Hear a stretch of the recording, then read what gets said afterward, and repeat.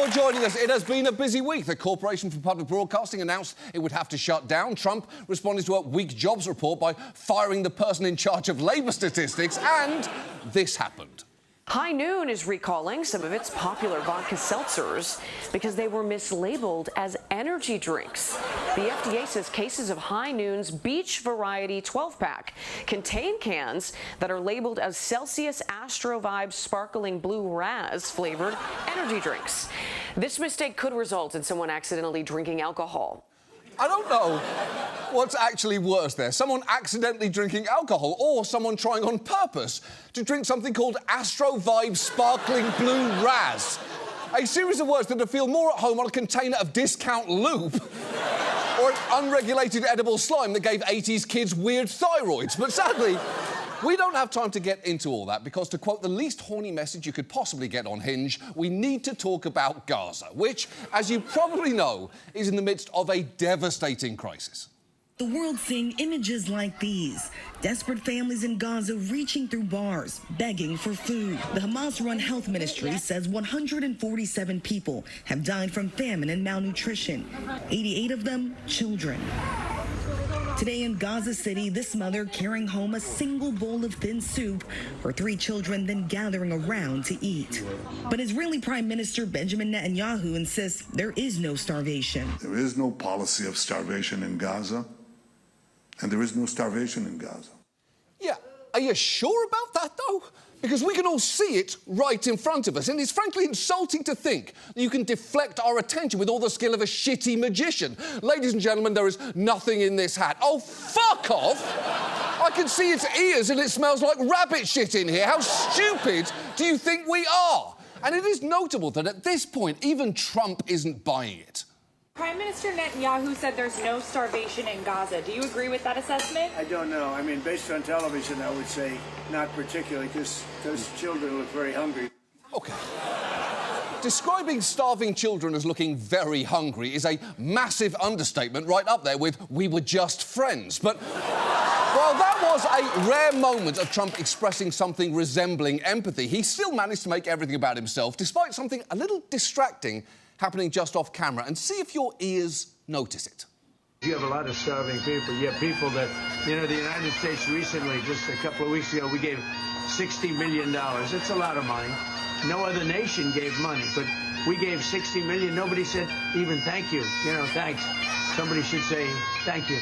OK, before we go any further, I love that no one thought to ask the bagpiper to stop playing or for Trump to stop talking. Instead, they went with option 3, let them both simultaneously blow hot air through their tiny holes.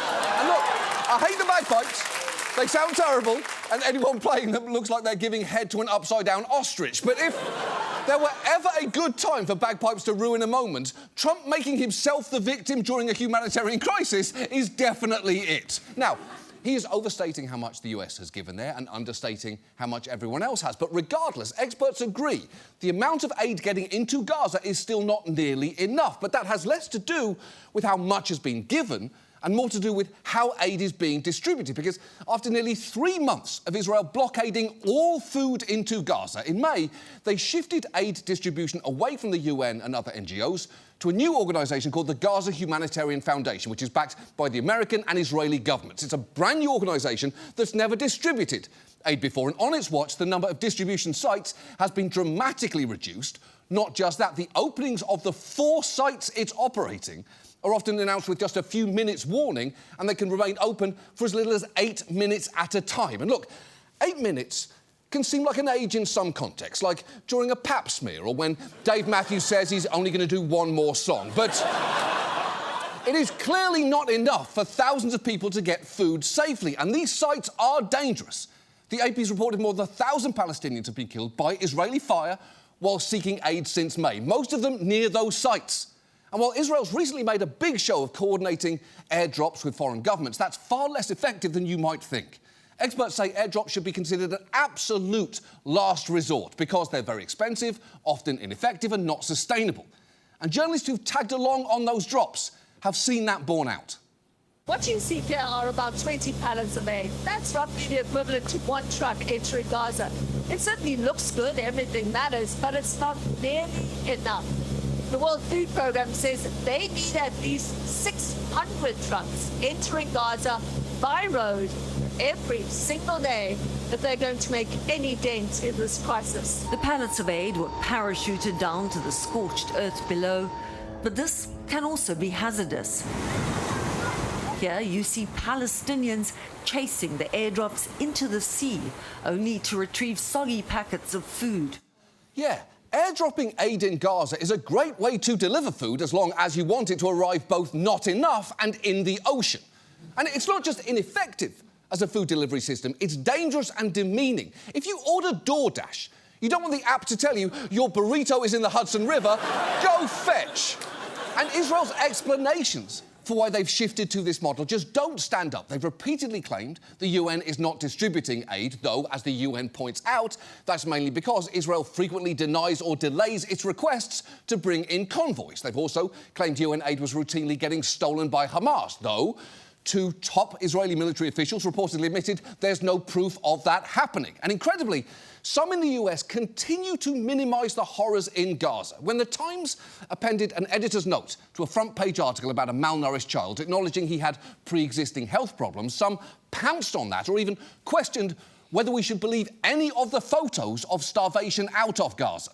You've got the New York Times that does a photo of this poor Palestinian kid who is all skin and bones, and they're basically assigning the responsibility to starvation in Palestine. Turns out he has cystic fibrosis. It has absolutely nothing to do with the Israelis. Another one showed a very emaciated child, but it was because he had a disease. He was standing next to a mother who, by any standards, let's just say she was very well fed.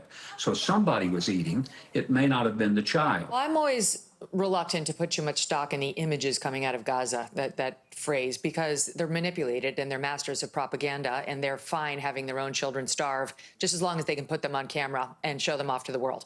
Oh, fuck that shit.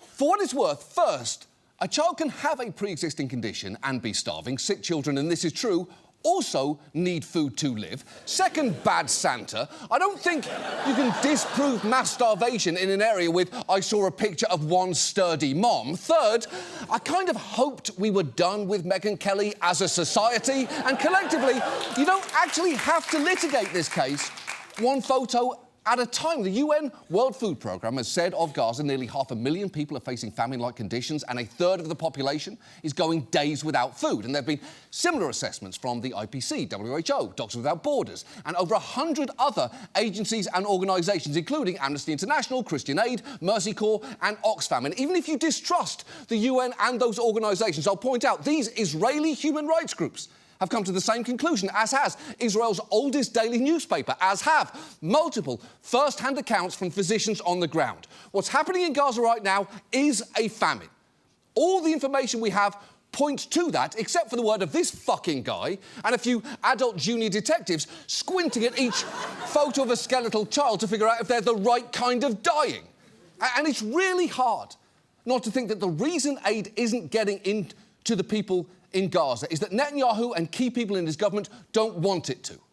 And some have made this explicit. Back in May, his national security minister called the entrance of aid trucks into the Gaza Strip a grave mistake that delays our victory. And his finance minister has said it may be just and moral to starve Gaza until Israeli hostages are returned, but no one in the world would let us. Basically complaining that the world is cock-blocking him from committing genocide better. And that is the argument for sustained international pressure here. And the country best positioned to apply it is this one. The one that gave Israel nearly $18 billion in military aid during the first year of this war alone. Look, Gaza is starving is a sentence that's objectively true, but it's also slightly misleading because it's too passive. Gaza is being starved by Israel. And what's so frustrating is that most humanitarian disasters don't come with solutions as straightforward as this one. Hurricanes don't tend to have kill switches that you can flip. You can't stop a pandemic by simply hanging a do not infect sign on your door. But this famine truly does have an off button, as it's entirely man-made, and we need to fucking press it. As one expert on famines has said, if Netanyahu decided tonight that every Palestinian child in Gaza should have breakfast tomorrow, it could undoubtedly be done. So it's long past time for the US to stop being complicit in this, because unless we actively stop him, Netanyahu seems more than willing to continue choking off aid to the point that what's getting through is sometimes quite literally a drop in the fucking ocean. And now, this.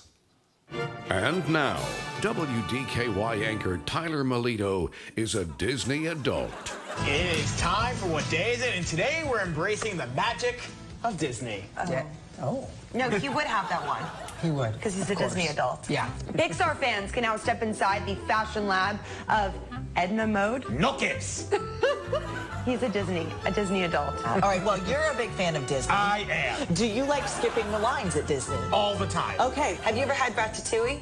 Yes. I know that you're a big, did you have it in Disney? Yes. Well, that's the thing now, especially with the Disney movies, because I have Disney Plus. I just like Marvel, Moana, all that stuff. Do you have a favorite part of Disney World?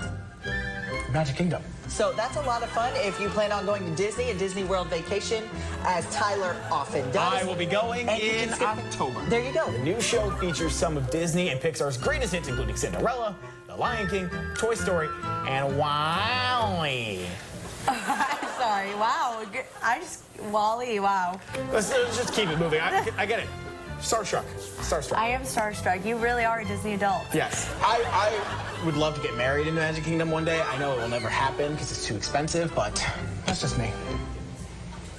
Nothing? Oh, boy. Moving on. Our main story tonight concerns crime. Once again, voted #1 by Reasons to Tiptoe magazine. Specifically, we're going to talk about corporate crime, something our current president is famously not that concerned about. Not only was he convicted on 34 counts of falsifying business records, but long before he was president, CNBC ran a segment about a law banning American companies from bribing foreign governments. And I'll let this anti-corruption activist pick up the story from there. I was asked to come on CNBC and give the anti-corruption argument. And I remember laughing at the time, saying, well, is there somebody that you found who's willing to give the pro-corruption argument? Now, every other country goes into these places and they do what they have to do. Sad part, every other country in the world is doing it. We're not allowed to. So it puts us at a huge disadvantage. Yeah, they clearly got the right guy there. I can only assume the producer at CNBC said to their assistant, we need someone willing to give the pro-corruption argument. Who's the most unethical person you can think of? To which they replied, easy, the Hamburglar. To which the producer said, no, wait, what? No, like a real person. To which they said, wait, the Hamburglar's not real? To which the producer said, no, he's a fictional character. To which the assistant replied, well, there goes that dream. To which the producer said, what dream? To which they said, of marrying the Hamburglar.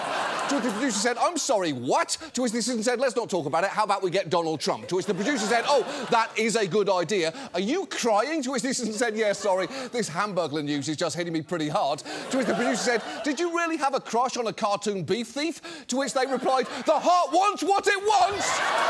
Before storming off to go cry in the bathroom stall. Anyway, the point is, of course they got Donald Trump to defend corruption on live TV. And since taking office, his administration's halted or dropped more than 100 enforcement actions against corporate misconduct. And he even issued the first ever pardon of a corporation, pardoning this cryptocurrency exchange, which had been sentenced to a $100 million fine for violating an anti-money laundering law. It is frankly no wonder experts have called this moment the ripest environment for corruption by public officials and business executives in a generation. Though, to be fair, it's not like the environment was exactly unripe before Trump took office. Republican and Democratic administrations have both taken a pretty lax approach to corporate crime for a while now. You might have noticed, stories about corporate malfeasance rarely end with executives going to jail or the companies getting shut down. And tonight's story is going to focus on a key reason for that: Deferred Prosecution Agreements, or DPAs. They're basically an out-of-court settlement for companies to avoid being prosecuted. Essentially, the government will come to a company and say, hi, company, government here, you did a crime, and we have enough evidence to prosecute you. But instead of then doing that, they strike a deal where if the company behaves itself for a certain amount of time, the criminal charges eventually disappear. Sometimes they'll go with an even weaker option, a non-prosecution agreement, or NPA, which doesn't even have to be filed in court. But either way, they're terms that tend to slide past you whenever you hear them on the news. The Justice Department announcing a deferred prosecution agreement with Teva Pharmaceuticals. First Energy entered into what's called a deferred prosecution agreement. McKinsey has also entered into a deferred prosecution agreement. Uber has entered into a non-prosecution agreement. Credit Suisse close to finalizing that deferred prosecution agreement. What's known as a deferred prosecution agreement. Deferred prosecution agreement. Deferred prosecution agreement. Every bank on Wall Street has a deferred prosecution or an NPA. Every bank has more than one, most likely. It's true. AIG has 2 NPAs and a DPA. Barclays has a DPA and an NPA. Credit Suisse has a DPA. JP Morgan has an NPA and a DPA. Lloyds has 2 DPAs. The Royal Bank of Scotland has a DPA. Wachovia has a DPA and an NPA. And UBS has a DPA and 2 NPAs. And just so you know, when I say a sentence like, UBS has a DPA and 2 NPAs, I do hear myself. I'm fully aware that one day this show will just be me reading one long acronym for 40 minutes. We'll have achieved our perfect form, and on that day, I'll finally be allowed to die. But the point is, these agreements are absolutely everywhere. Honestly, the only things more ubiquitous than DPAs on Wall Street are fleece vests and undiagnosed sociopaths. Unfortunately, as you're about to see, DPAs don't really do much. In fact, sometimes companies that have done massive harm have used them to literally get away with murder. So given that, tonight, let's talk about deferred prosecution agreements, where they came from, how ineffective they can be, and a few amazing examples of what they can look like in practice. Let's start with the fact that DPAs were never actually intended to be used on corporations. The concept grew out of a 1974 law that was meant to help first-time and juvenile non-violent offenders avoid prosecution so they could focus on rehabilitation. But that is not how we use them today. And you can trace the explosion of corporate DPAs back to one of the most famous times a large company was prosecuted in this country, Arthur Andersen. It was the accounting firm for Enron, whose name is now synonymous with accounting fraud. Very basically, with the help of Andersen, Enron completely invented future earnings for itself. And when the government tried to investigate, Andersen undertook a massive document purge during which they deleted around 30,000 computer files and emails, and at one point shredded more documents in 3 days than they usually destroyed in a year. Something that became so famous, it was even parodied in a Heineken commercial, where the documents became snowflakes, and the tagline was, "To all those who weren't naughty this year, happy holidays." And just think how remarkable that is. A beer company thought to themselves, you know, we could just show off our crisp, refreshing product in this commercial, but instead, let's give people what they really want this Christmas and say fuck you to an accounting firm. But the thing is, the Justice Department actually got a lot of blowback for prosecuting Andersen because at the time, it was a massive firm with 28,000 employees, many of whom felt like they'd done nothing wrong. After weeks of suffering in silence, Andersen workers have found their voice. Fight, stand tall, don't give up. By the grace of God, we're gonna win because we're Andersen. Everybody you see out here is worried about their job right now. We're all being penalized for something that we didn't have anything to do with. Yeah, Arthur Andersen's employees felt a range of emotions, from resentment to anxiety to a level of unbridled exuberance, best described as Price is Right contestant who just won a Honda Civic. And they were right to be concerned. Andersen being convicted of a felony meant they lost their accounting licence, which, for an accounting firm, is generally not great for business. The company eventually folded, thousands of people lost their jobs, and many, like this Andersen partner, placed the blame squarely on the government. In the history of the world of business, this will come out, in my judgment, as the largest act of corporate murder ever. OK, that is a wild overstatement, though, because what happened to Andersen is a lot more complicated than that. The company had started shedding clients long before their conviction, and the SEC was already investigating them. So the truth is, Andersen was likely heading out of business anyway. Saying this prosecution is what doomed Andersen is like saying that the ground is what doomed the Hindenburg. Sure, it might have been the final issue it encountered, but things weren't exactly smooth sailing before then. But after Andersen, prosecutors became very reluctant to risk putting a company out of business, and that is when DPAs became popular. In the decade prior to Andersen's collapse, DPAs and NPAs had been used just 18 times. But in the 14 years following, the DOJ entered into 419 such settlements. And the argument for DPAs is that they prevent innocent employees from getting hurt, dissuade future wrongdoing, and still allow the DOJ to go after individuals. But there are problems with literally all that. For starters, nearly half of those getting deferred and non-prosecution agreements paid no fine at all. And when it comes to individuals, in 2/3 of cases, no employees were prosecuted. And to show you just how glaringly apparent this system's shortcomings can be, we're going to focus on 3 companies: GM, HSBC, and Boeing. We actually talked about GM all the way back in our first season, but just in case I wasted my precious, let's call it youth, shouting at you about things you don't remember, here is a quick refresher on what the company did wrong. Last year, GM began recalling 2.5 million cars with ignition switches that could suddenly shut off the engine, cutting off the power to the airbags and disabling the power steering and power brakes, causing crashes. GM has since determined that the switches caused accidents that led to 124 deaths and 273 injuries.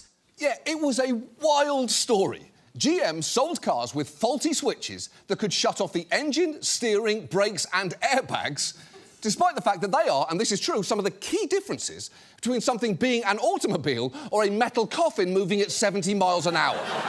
And there was evidence the company knew about the problem. In 2008, they showed their employees a PowerPoint encouraging them to avoid words like problem, safety, and defect when writing about GM's cars, and added as a fun joke that they should also probably stay away from terms like Kevorkian-esque, tomb-like, maniacal, or rolling sarcophagus. And I kind of hope that just inspired GM employees to use other options instead, like the Widowmaker, Chitty Chitty Smash Bang, Final Destination The Car, and the Lean Mean James Dean Machine. GM reached a DPA with the government in 2015, which meant they didn't have to plead guilty, just agree to a statement of facts about their misconduct. For instance, they admitted that by early 2012, they not only knew about the problem, they were aware of several fatal incidents that may have been caused by the defective switch. And while the law required GM to report such knowledge to the government within 5 days, it took them approximately 20 months, which, fun fact, is around the length of an elephant's gestational period. And if writing an email takes longer than making a fucking elephant from scratch, there is clearly something else going on. Now, as part of GM's DPA, they did have to pay a $900 million fine, and Mary Barra, their then and current CEO, went to great lengths to argue that the deal was not letting them off easy. This is a tough agreement. It further highlights the mistakes that were made by certain people in GM, and it imposes significant penalties and obligations. OK, but I don't know how significant a $900 million fine was to a company whose profits were just under $10 billion that year. I'm not saying it's nothing, but 9% of 1 year's profits just doesn't seem enough for essentially marketing the automotive equivalent of the Titan submersible. Also, while she said mistakes were made by certain people at GM, notably, no individuals ended up facing charges for any part of this. And that's something extra galling for people like Candice Anderson. She lost control of her car in a crash that killed her boyfriend. And when GM conducted an internal review of the accident in 2007, they ruled that their car was to blame. Unfortunately, they never told anyone that, instead allowing Candice to plead guilty to negligent homicide 5 months later. Thankfully, her conviction has since been overturned, but the way that she sees it, that's not nearly enough. There's someone within General Motors that should be held responsible. Are you saying that you think individuals at General Motors should stand trial? Yeah, I do. They didn't have a problem sitting by while I was charged. Yeah, I get that. If someone does something terrible to you, it is understandable to want them to get a taste of their own medicine. It's one of the many reasons why I personally love to see someone shit on a pigeon. Yeah, not so much fun when we do it to you, is it, pigeons? And look, thankfully, GM hasn't killed any more people with its cars since then as of taping. But other companies with DPAs have shown a much greater propensity for recidivism. And that brings us to our second example, HSBC. A few years back, it got in trouble for allowing Mexican cartels to launder at least $881 million in drug trafficking proceeds and facilitating approximately $660 million in transactions involving sanctioned regimes like Burma, Iran, Cuba, and Libya. Here is how bad it was. At one point, Mexican law enforcement recorded a cartel leader on a wiretap saying HSBC was the place to launder money. And the Sinaloa cartel deposited so much money in their bank that the cartel designed special cash boxes to fit HSBC's teller windows, which is surprisingly considerate in a way. After all, who hasn't been stuck in a teller line behind some guy trying to stuff a blood-soaked duffel full of cash through the window? Finally, a cartel that thinks about other people's time. Now, in response, HSBC put together a new compliance department, but it wasn't exactly inspiring, as this man will tell you. His name is Everett Stern, and he once had a dream. Tell everyone about your dream, Everett. Sure. My dream was to join the CIA. OK, thanks, Everett. That sounds like a really nice dream. Unfortunately, Everett got rejected by the CIA, but he did get hired as a compliance officer at HSBC, which he was excited about, until he got there. I remember, like, my first day on the job. It was a shopping center. It wasn't like a bank building. I was expecting to show up at this bank building, and I'm in this suit. There were all these people, like, in jeans and T-shirts, and I didn't understand what was going on. And when I walked in, there were all these empty cubicles, and the walls were half painted, and there were maybe 15 compliance officers in the whole department. At the time, I thought I was like this. They hired me because I was like this smart guy, and I had it all going and everything. And no, they hired me because I was an idiot and I didn't know what I was doing. Yeah, as far as Everett could see, HSBC was intentionally looking to hire idiots, and the only time that is an acceptable hiring strategy is if you're casting a baby food commercial. We need to hire, one of those tiny idiots who doesn't know what they're doing. Oh, a baby. Sorry, a baby. That's the word. We need to hire a baby. And while HSBC was going through the motions of compliance publicly, internally, they were going to egregious lengths to avoid it altogether. For example, the Treasury keeps a list of sanctioned organisations that banks aren't allowed to do business with. On that list is a company called Tajka, which has had ties to Hezbollah. HSBC's system should have automatically flagged any transactions involving Tajka, and yet even a self-described idiot who didn't know what he was doing could quickly see that the bank was processing thousands of dollars for them. And I'll let him describe how he discovered it and what he did next. I noticed they were putting little dots and dashes in the actual names in the wire filter. So, for instance, if you had Tajiko that was sending money from Hezbollah to some other organization, instead of TAJCO, that's the normal name for it, in the HSBC wire filter, it would be TAJ.CO or TAJ-CO. And that's how they criminally manipulated the wire filter to allow money laundering for terrorists and drug cartels. This is why 3 weeks in, I started passing information to the CIA. Fuck yeah, you did, Everett! Fuck yeah, you did!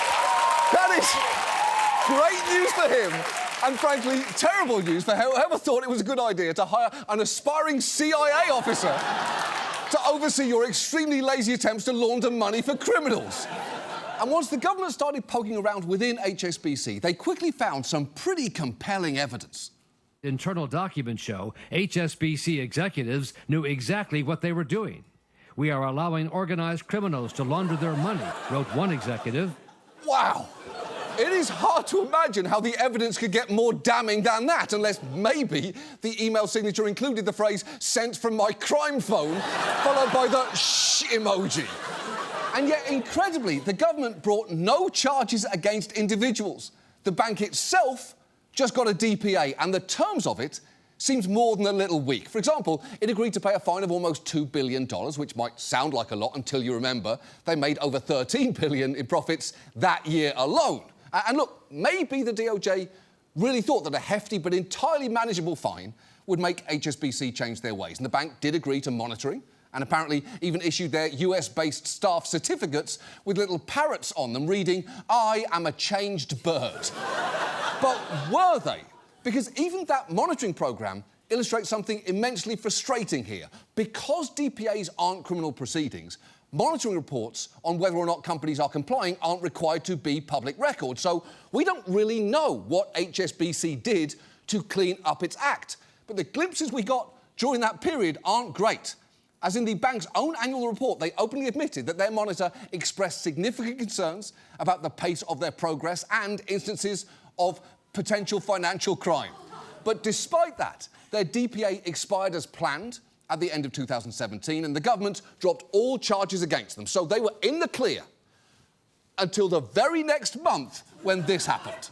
HSBC is said to have agreed to pay $100 million to resolve a U.S. Justice Department investigation into the rigging of currency rates. A source tells Bloomberg the deal includes a deferred prosecution agreement and a promise to help with the criminal case against former traders.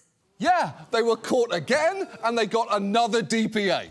That is ridiculous. At this point, it's not even a deferred prosecution agreement. It's more like prosecutorial edging. I've said it before, and I'll say it again. Let the government come. And that is the thing here. DPAs and their associated fines have now become a routine cost of doing business, which is a real problem because the stakes can be incredibly high, which brings us to our final company, Boeing.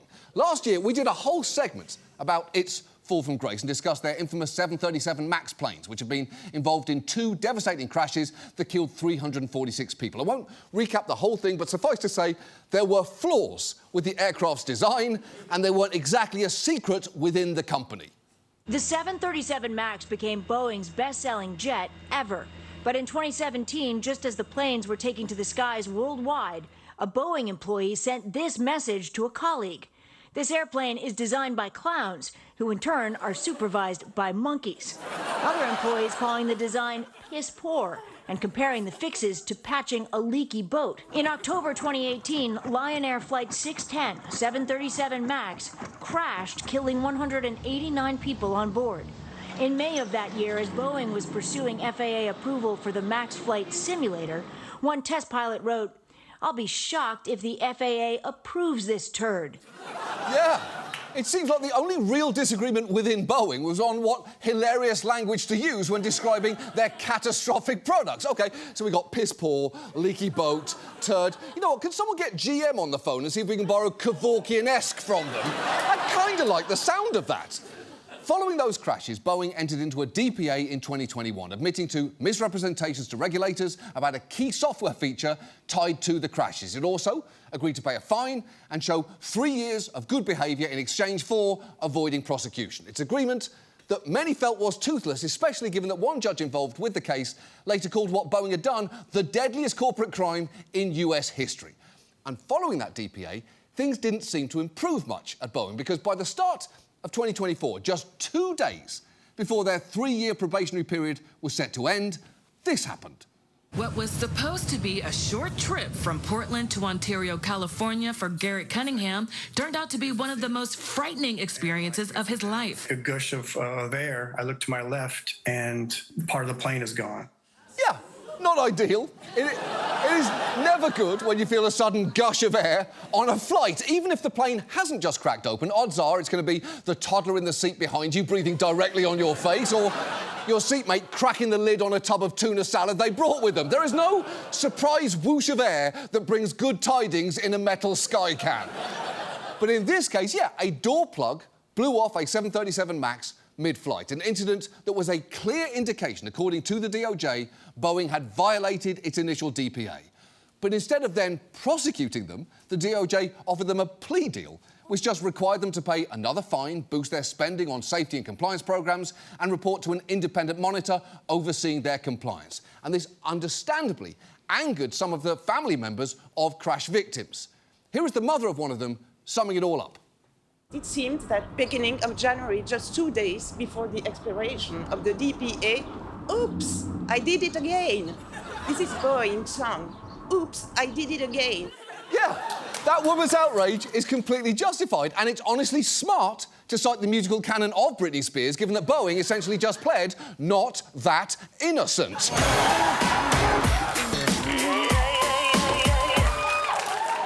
But it gets worse. Because this year, the Trump administration downgraded Boeing's punishment to a non-prosecution agreement, removing even the hypothetical chance of prosecuting them over this in the future, which is just completely infuriating, unless, I guess, you're this guy on CNBC who chose to announce the news like this. The DOJ says it expects to file the written agreement with Boeing by the end of the week. Should be viewed as good news. I wouldn't be surprised to see the stock move higher. Yeah, Great news, everyone. The stock should move higher. So I guess that's at least one thing that Boeing can keep in the fucking air. But even if that is good news for stockholders, it's clearly not great for anyone else, because while it means that Boeing does have to pay out an additional $444 million into a crash victims fund, they also avoid being branded a convicted felon and will no longer face oversight by an independent monitor, but instead will hire a compliance consultant. As one consumer rights advocate puts it, this deal isn't even a slap on the wrist, it's barely a feather on the wrist. Look, clearly, when it comes to corporate accountability, we have a problem here. Because a company engages in flagrant misbehaviour, even putting evidence of it in writing, people get hurt, they're caught red-handed, the government fines them and says, you better not do that again, then they do, and the whole cycle restarts. This is not sustainable. And unfortunately, I wouldn't expect any of that to change for at least, say, 3.5 years. But it is worth asking for a hypothetical future when we have a government that isn't run by a pro-corruption felon. What could we be doing better to hold corporations accountable? Well, we could make DPAs more of a deterrent by making the fines much more serious and prosecuting executives a lot more often. We could also bring both DPAs and NPAs into the official legal system so that their monitoring would be more transparent and companies would build up records of misconduct instead of constantly getting to wipe their slate clean. But the hard truth here is, if we want more accountability, the government is going to have to show more willingness to prosecute repeat offenders, even if it affects a large company's ability to do business. Which really doesn't seem too much to ask, because you've seen tonight just how much damage companies can do when they operate unchecked. And right now, we have a system where essentially corporations can, with very limited resistance, sell cars with a surprise off button, operate as a haven for blood money, and build planes that unbuild themselves in the sky. And I'd argue that to not make significant changes to a system like that would be, if I may quote GM's most cursed PowerPoint of all time, fucking maniacal. And now, this. And now, GB News attempts to understand Gen Z. Generation Z, let's have a pop at them. They don't wash up, I agree. 22% leave dirty dishes in the kitchen sink for 3 nights. Yeah. Before washing up. Research commissioned by Halford shows that a quarter of Generation Z adults would not change a light bulb because they believe step ladders are too dangerous. Apparently Gen Z don't like to dance because they find it really embarrassing. Because they're a generation of smartphones, aren't they? So they all film each other. OK. This lot really do seem quite dull. What do they do if they don't have a drink and they don't socialise? What do they do? They are online. They're online and doing a lot of moaning. They can't order off menus, did you know that? That was a story that came out, and they can't tie their shoelaces. We also find out that Gen Zs in general, they don't do a 9 to 5 pattern, they don't drink alcohol, and they don't have sex. The younger generation don't appear to be going out and getting blasted as much as we used to, which seems to be a shame. Good. I don't like the sober Gen Z. I think it's good if they're having a few drinks. Well, you got to, yeah. I mean, yeah. I mean, it's one thing to stop drinking, it's another thing to never start. Maybe they're fed up watching their parents get drunk, too. And I think that was a lot of it. They looked at the lifestyle and the attitudes and the sort of bordering on alcoholism of their parents and said, no, actually, that's not the life for us. Yeah. How we go from that to a boy who's lost his monkey, Nigel? That's our show. Thanks so much for watching. We'll see you next week. Good night.